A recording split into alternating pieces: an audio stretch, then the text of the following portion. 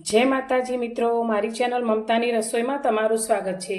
मित्रों, अत्यारे उनाळानी ऋतु चाली रही है, तो एक बाजू गरमीनी ऋतु है तो बीजी बाजू वातावरण वादळछायु रहे छे ने जेना कारणे आपणे शरीर में हाथ पगनी कड़तर माथानो दुखावो जेवी तकलीफ रहे छे। तो आज आपणे एक एवी रेसिपी बनावीशुं जे आ बधी तकलीफोने दूर राखशे अने आ रेसिपी एकवार तमे बनावशो तो एक महीना सुधी तेने खाई शकशो अने एटली हेल्दी अने टेस्टी छे के नाना मोटा बधाने खूब ज पसंद आवशे। आजे आ रेसिपी बनाववा माटे मैं શેકેલા મોળા ચણા લીધા છે, જેના પોતરા આપણે કાઢી લીધા છે। તમે શેકેલા ચણાની જગ્યાએ દાળિયાની દાળ પણ લઈ શકો છો। તો આ ચણાની અંદર પ્રોટીન, આયર્ન અને કેલ્શિયમ જેવા ખૂબ જ સારા વિટામિન હોય છે।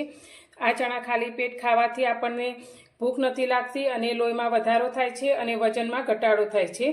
તો અત્યારે આપણે આ રેસીપી બનાવવા માટે એક વાટકી ચણા લીધા છે। તો અત્યારે એક મિક્સર જાર લઈ લઈશું અને તેની અંદર આ ચણા લઈ લઈશું અને તેને પીસી અને તેનો ફાઇન પાવડર તૈયાર કરી લઈશું। ચણાને આપણે પીસી લીધા છે, તો હવે તેનો પાવડર આપણે એક બાઉલની અંદર લઈ લઈશું।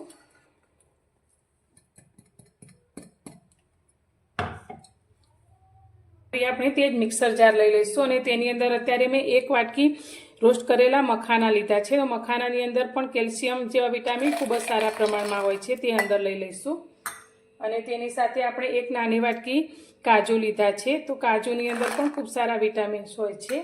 સાથે આપણે અડધી વાટકી બદામ લીધી છે, તે અંદર એડ કરીશું।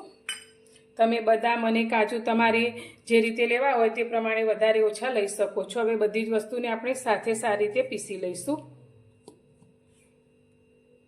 બધી જ વસ્તુને આપણે પીસી લીધી છે। તો મખાનાની સાથે કાજુ અને બદામને પીસવાથી તેમાંથી તેલ છૂટું નથી પડતું અને આ રીતે એકદમ કોરો એવો આપણો પાવડર તૈયાર થાય છે। તો તેને પણ આપણે બાઉલની અંદર કાઢી લઈશું।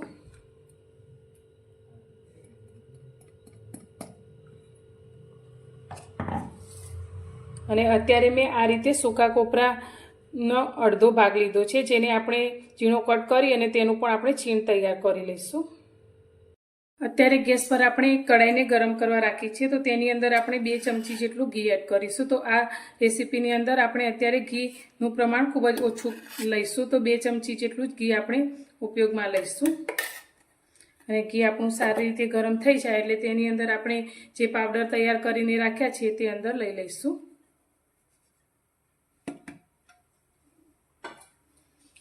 અને ગેસની ફ્લેમ ધીમી કરી અને આ પાવડરને આપણે 3 થી 4 મિનિટ માટે સારી રીતે શેકી લઈશું। તો આ રીતે સતત હલાવતા જઈને આપણે શેકીશું। આપણે ઘી અત્યારે ખૂબ જ ઓછું લીધું છે, તો પાવડર આપણો નીચે બળી જાય નહીં તે રીતે આપણે તેને શેકવાનો છે। અત્યારે આની સાથે જ આપણે એક વાટકી કોપરાનું છીણ લીધું છે, તે અંદર લઈ લઈશું અને ફ્લેવર માટે આપણે અડધી ચમચી ઇલાયચીનો પાવડર લઈશું અને બધી જ વસ્તુને આપણે સારી રીતે શેકીશું। તો વસ્તુ બધી શેકાય અને તેની સારી સુગંધ આવે ત્યાં સુધી તેને આપણે શેકવાનું છે।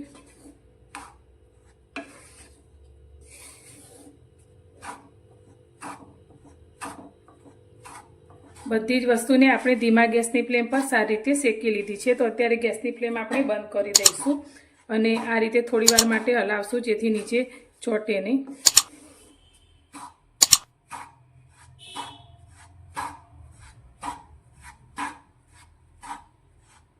આજની મીઠાઈ આપણે જે બનાવી છે તે કોઈ પણ જાતની ચાસણી કરવાની ઝંઝટ વગર બનાવીશું। તો તેના માટે અત્યારે ગેસ પર મેં કઢાઈને ગરમ કરવા રાખી છે। તો તેની અંદર અત્યારે આપણે 1.5 વાટકી દેશી ગોળ લીધો છે।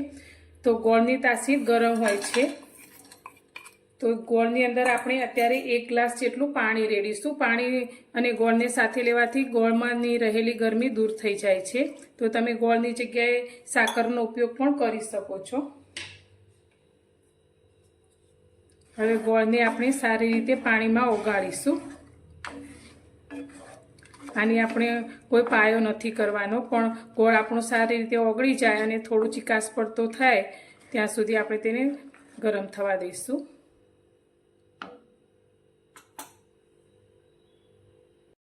પાણીમાં ગોળ આપણો સારી રીતે ઓગળી ગયો છે અને પાણી આ રીતે ઉકળવા લાગ્યું છે। તો ગેસની ફ્લેમ આપણે એકદમ ધીમી કરી દઈશું અને આ રીતે આપણે જોઈએ તો પાણી આપણું ચીકાશ પડતું થઈ ગયું છે।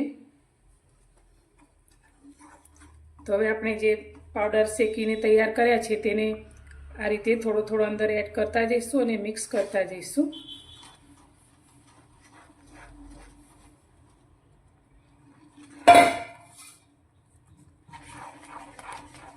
આપણે બધી જ વસ્તુને આ રીતે સારી રીતે મિક્સ કરી લઈશું.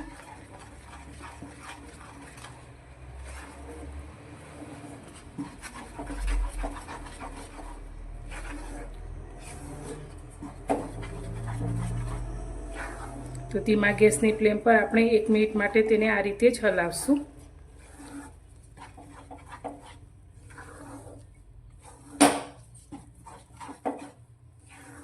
બધી જ વસ્તુ આપણી સારી રીતે મિક્સ થઈ ગઈ છે અને થોડું જે આપણે ઘી અંદર લીધું હતું તે પણ છૂટું પડી અને બધું જ મિશ્રણ આ રીતે ભેગું થઈ જાય છે. તો આપણે ગેસની ફ્લેમ અત્યારે બંધ કરી દઈશું.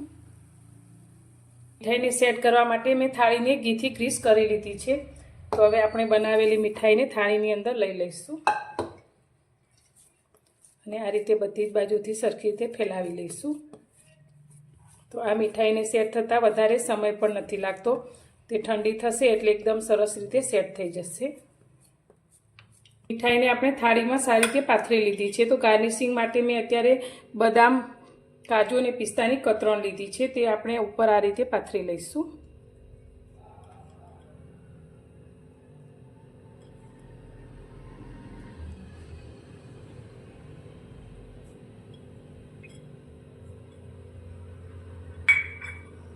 અને તેને આપણે એક વાટકીથી થોડું પ્રેસ કરી લઈશું.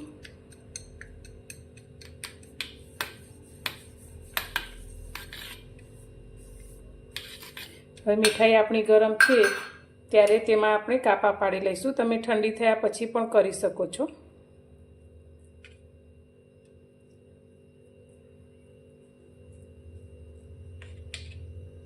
અને આને આપણે ઠંડી થાય ત્યાં સુધી રાખીશું.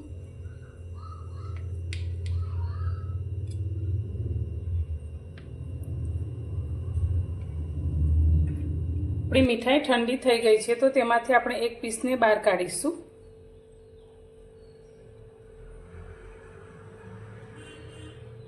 જોતાં જ મોઢામાં પાણી આવી જાય તેવી આપણી એકદમ હેલ્ધી અને ખાવામાં ખૂબ જ ટેસ્ટી એવી મીઠાઈ બનીને તૈયાર છે. તો રોજ સવારે એક ટુકડો ખાવાથી શરીરમાં થતા દુખાવા દૂર થાય છે અને હાડકાં મજબૂત થાય છે. તો ખાવામાં એકદમ સરસ સોફ્ટ એવી આપણી આ મીઠાઈ બનીને તૈયાર છે. તો આને તમે એકવાર બનાવી અને 1 મહિના સુધી રાખીને ખાઈ શકો છો. તો તમને મારી આ રેસીપી કેવી લાગી? જો પસંદ આવી હોય તો વિડીયોને લાઇક કરજો, વધુમાં વધુ શેર કરજો અને ચેનલ પર નવા છો તો ચેનલને સબસ્ક્રાઈબ કરવાનું બિલકુલ ભૂલતા નહીં. અને કોમેન્ટમાં જણાવજો કે તમને આ રેસીપી કેવી લાગી. તો ફરી મળીશું એક નવી જ રેસીપી સાથે નવા વિડીયોમાં.